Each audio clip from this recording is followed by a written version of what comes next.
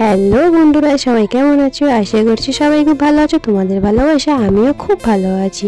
দেখো, গরম তো পড়েই গেছে, আর এই গরমে হালকা ঝোল খেতে সবারই ভালো লাগে। তাই আজকে আমি লাউ দিয়ে বাটা মাছের রেসিপি শেয়ার করছি, চলো দেখতে থাকো।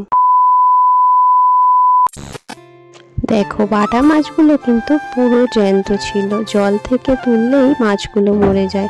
তো এবারে মাছগুলোকে আমি কেটে নেব। তো সাইজগুলো দেখো সব একই ছিল, বেশ ভালো, বেশ বড় বড়। তো মাছগুলোকে দেখো কেটে ধুয়ে নিয়েছি। এবার এর মধ্যে নুন, হলুদ গুঁড়ো আর অল্প একটু লঙ্কার গুঁড়ো দিয়ে মাখিয়ে নিচ্ছে। তো দেখো এভাবে ঝাঁকিয়ে নিয়ে মাছগুলোকে ভালো করে মাখিয়ে নিল। তো কে কে বাটা মাছ ভালোবাসো অবশ্যই কমেন্ট করে জানিও। তো এবারে দেখো এখানে একটা লাউ আছে, তো লাউটাকে এবারে কেটে নেব। লাউটা আমি অর্ধেকটা কাটবো। দেখো এভাবে কেটে নিয়েছি, আর দুটো আলু এরকমভাবে কেটে নিয়েছি। দেখো এবারে কড়াই বসিয়ে দিয়েছি, কড়াই গরম হয়েছে, কড়াইতে সর্ষের তেল দিয়ে দিল। রান্নাটা যেহেতু সর্ষের তেলে হবে, তোমরা চাইলে রিফাইন তেলেও করতে পারো। তো দেখো তেলটা প্রায় গরম হয়ে গেছে, এবারে একে একে মাছগুলোকে ভেজে নিতে হবে। তো বাটা মাছ কে কে পছন্দ করো অবশ্যই তোমরা কমেন্ট করে জানিও। আর এই গরমের দিনে এভাবে হালকা পাতলা ঝোল অবশ্যই একবার করে দেখো, খেতে খুবই ভালো হয়। আর এটা খুবই কম মশলায় রান্না। লাউ দিয়ে মাছের ঝোল তোমরা কম বেশি সবাই প্রায় জানো কেমনভাবে করে। তো আমাদের যেভাবে করছে আমি সেইভাবে তো সেটাই তোমাদের সাথে শেয়ার করছি। আর এটা খুব হালকা মশলা, এতে এক্সট্রা কোনো মশলা লাগে না। দেখো কথা বলতে বলতে কিন্তু মাছটা অনেকটাই প্রায় ভাজা হয়ে এসেছে। এভাবে উল্টে পাল্টে মাছগুলোকে খুব ভালো করে ভেজে নেবে। আর আমার তো বাটা মাছ খেতে খুবই ভালো লাগে। আর দেখো মাছগুলো কত সুন্দর দেখতে লাগছে, আর মাছগুলো কিন্তু প্রায় ভাজা হয়ে গেছে। এবারে মাছগুলোকে একে একে তুলে নেবে। আমার চ্যানেলের সকল বন্ধুদের অসংখ্য ধন্যবাদ ও অনেক অনেক ভালোবাসা। সবাই এভাবে পাশে থেকে সাপোর্ট করো, তোমরা পাশে থাকলে তবেই আমি এগিয়ে যেতে পারবো। আর সবাই সবার পাশে থেকো, আমিও তোমাদের পাশে যতটুকুনি পারবো থাকবো। তো দেখো মাছগুলো কিন্তু ভাজা হয়ে গেছে, এবারে মাছগুলোকে তুলে নেবে।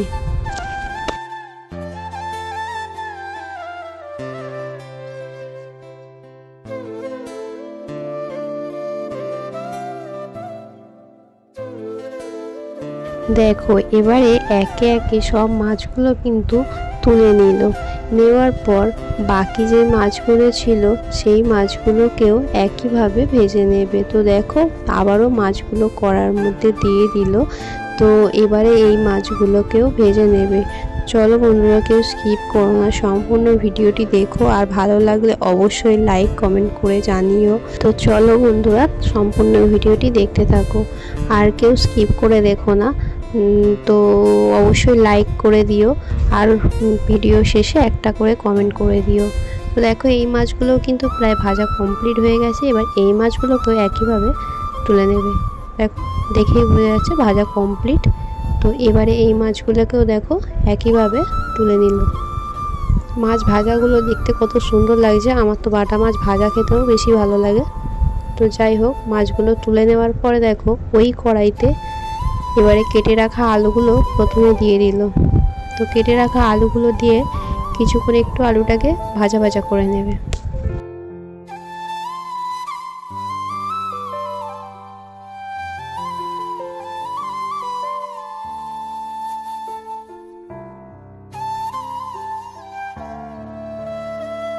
দেখো আলুটা একটু ভাজা ভাজা হয়ে যেতে আলুতে পরিমাণ মতো লবণ দিয়ে দিল। আর লবণটা দিয়ে একটু ভালো করে আলুটাকে একটু লাল লাল করে ভেজে নেবে। দেখো আলুটা কিন্তু ভালো করে ভাজা হয়ে গেছে। এবারে এর মধ্যে কেটে রাখা লাউগুলো দিয়ে দিল। লাউটা কিন্তু একেবারেই কচি ছিল, দেখেই বুঝতে পারছো একেবারেই টাটকা লাউ। আর সেই জন্য একেবারে ছোট ছোট করে কাটেনি, মোটামুটি কেটেছে। তোমরা যেরকম কাটতে চাও সেভাবে কেটো। আর দেখো এভাবে কিছুক্ষণ ধরে একটু ভাজা ভাজা করে নেবে। তোমরা সবাই জানো লাউ দেওয়ার পর জল বেরায়। তো যাই হোক কিছুক্ষণ একটু নাড়াচাড়া করে নিতে হবে, তারপরে মশলা দেবে। তো চলো দেখতে থাকো।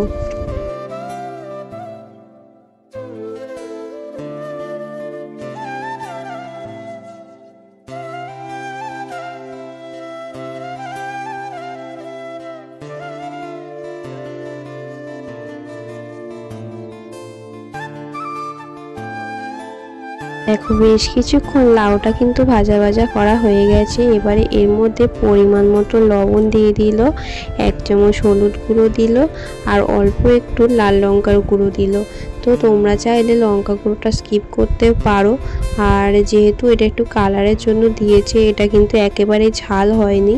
তো লাউতে ঝাল ভালো লাগে না, সেই জন্য ঝাল দেয়নি। তো দেখো এভাবে কিছুক্ষণ ধরে একটু ভালো করে কষিয়ে নিতে হবে।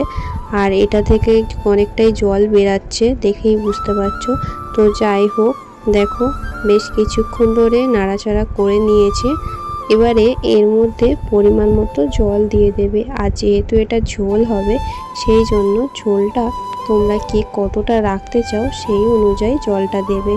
তো দেখো আমাদের জল দিয়ে দিল।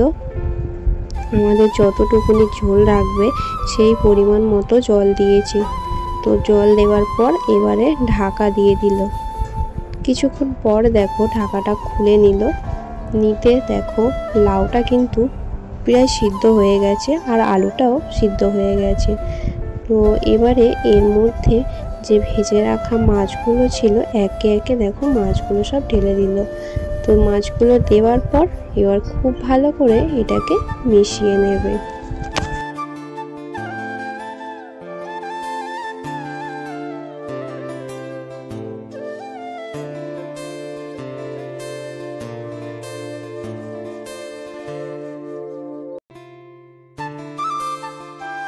দেখো কিছুক্ষণ তো ফুটে গেছে।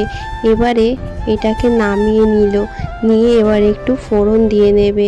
তাই কড়াটা পরিষ্কার করে কড়াইতে তেল দিয়ে দিল। তো তেল দেওয়ার পর দেখো এখানে কয়েকটা তেজপাতা দিয়ে দেবে। দেখো কয়েকটা তেজপাতা দিল। তেজপাতাটাকে একটু ভাজা ভাজা করে নেবে।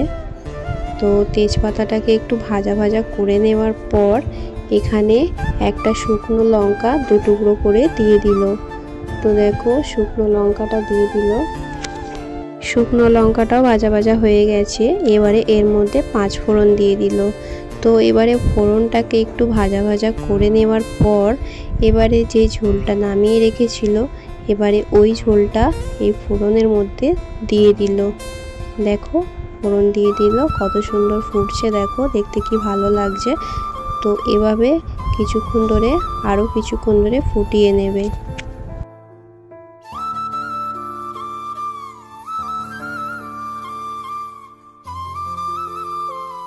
কিছুক্ষণ ধরে ফুটিয়ে নেওয়া হয়ে গেছে। এবারে দেখো ভেজে রাখা জিরে গুঁড়ো ছড়িয়ে দিল।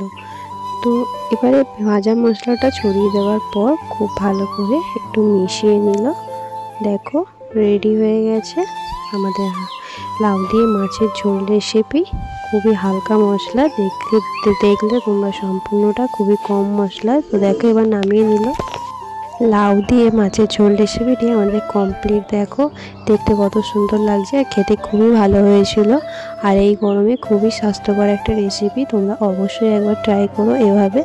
আর এতক্ষণ পর্যন্ত যারা আমার ভিডিওটি দেখছিলে সবাইকে অনেক অনেক ভালোবাসা। সবাই এভাবে পাশে থেকো, সাপোর্ট করো।